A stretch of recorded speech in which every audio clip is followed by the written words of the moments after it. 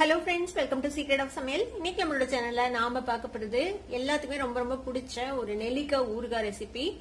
நெல்லிக்காய் ஊறுகாய் வந்து பொதுவா நம்ம ஆவியில வேக வச்சு செய்வோம், இல்ல தண்ணியில போட்டு வேக வச்சு அதுக்கப்புறம் எடுத்து செய்வோம். அது வந்துட்டு ரொம்ப நாளைக்கு நல்லா இருக்காது, கெட்டு போயிடும் சீக்கிரமே. ஆனா இந்த மெத்தட்ல நீங்க செஞ்சு பாருங்க, இது வந்துட்டு சீக்கிரம் கெட்டே போகாது, ரொம்ப நாளைக்கு நீங்க வச்சு சாப்பிடலாம்.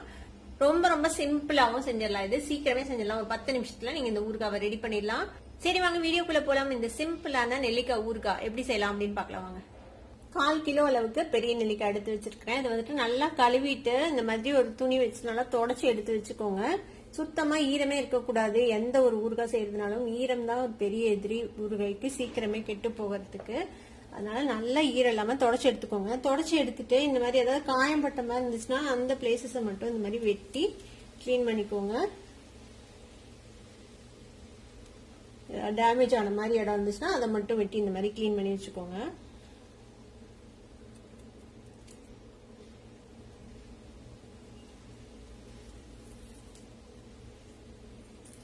லைட்டா இந்த மாதிரி எடுத்தீங்கன்னா போதும். இப்போ இதை வந்துட்டு நம்ம பீஸ் பண்ணிக்கலாம். அது எல்லாத்தையுமே நல்லா கழுவிட்டு தொடச்சி எடுத்து வச்சிருக்கேன். இப்போ இது மாதிரி ஒரு பவுல் எடுத்துக்கோங்க. இப்போ இதுல வந்துட்டு நம்ம இந்த நெல்லிக்காய் எல்லாம் வெட்டி சேர்த்திக்கலாம். இதுல கரெக்டா இந்த லைன்ஸ் இருக்குல்ல, அந்த லைன்ஸ் மேலேயே வெட்டினீங்கன்னா உங்களுக்கு ஈஸியா வெட்ட வரும்.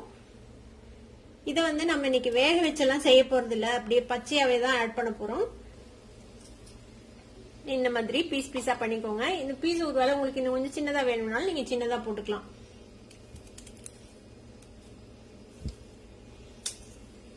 இந்த மாதிரி ஈஸியா எடுக்க வரும். கரெக்டா அந்த லைன் மேல வச்சு கீத்து போட்டு எடுத்தீங்கன்னா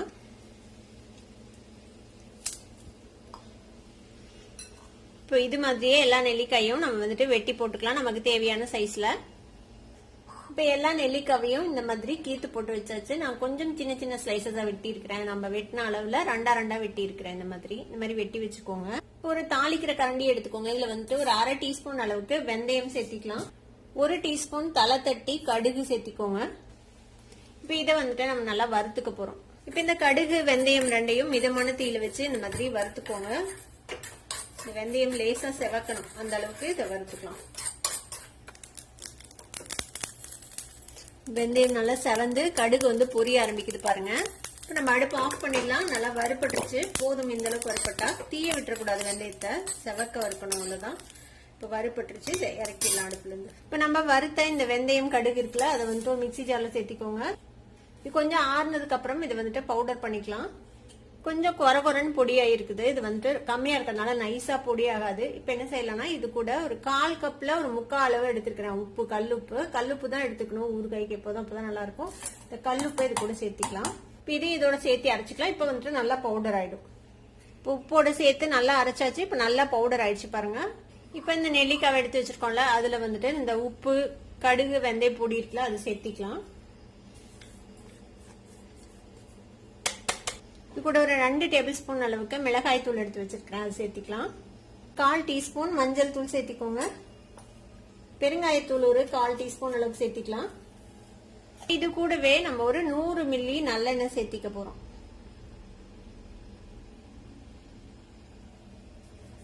இது எல்லாத்தையும் நல்லா மிக்ஸ் பண்ணி விட்டுறலாம்.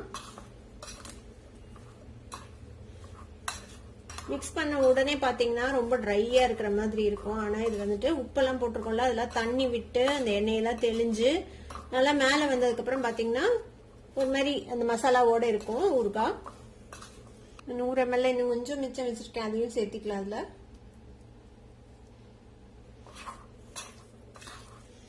இப்போ நல்லா மிக்ஸ் பண்ணியாச்சு. இதை இப்படியே வந்துட்டு நம்ம மூடி வச்சு வச்சிட போறோம். ஒரு 3 நாள் கழிச்சு பாத்தீங்கன்னா நல்லா எண்ணெய் தெளிஞ்சு அழகா ஆயிடும் நம்மளோட ஊறுகாய். இது வந்து உடனே சாப்பிடக்கூடாது, ஒரு 2-3 நாள் கழிச்சு தான் சாப்பிடணும், அப்பதான் நல்லா இருக்கும். இப்ப நம்ம ஊறுகாய் போட்டு வச்சு 2 நாள் ஆச்சு. ஓபன் பண்ணி பாக்கலாம். கிளறி விடணும். நான் வந்துட்டு இந்த மாதிரி 2 நாள் கிளறி விட்டு இந்த மாதிரி எடுத்து வச்சிருக்கேன். பாத்தீங்கன்னா தெரியும், நம்ம விட்ட எண்ணெய் பாருங்க நல்லா தெளிஞ்சு நல்லா அன்னைக்கு வந்து மாதிரி ட்ரையா இருந்துச்சுல, இப்ப பாருங்க நல்லா ஒரு மாதிரி அந்த எண்ணெய் பதத்தோட சூப்பரா இருக்குது நம்மளோட ஊறுகாய். இன்னும் 1 நாள் கழிச்சு சாப்பிட ஆரம்பிக்கலாம். இது ரொம்பவே நல்லா இருக்கும் தயிர் சாதத்துக்கெல்லாம் வச்சு சாப்பிடறதுக்கு.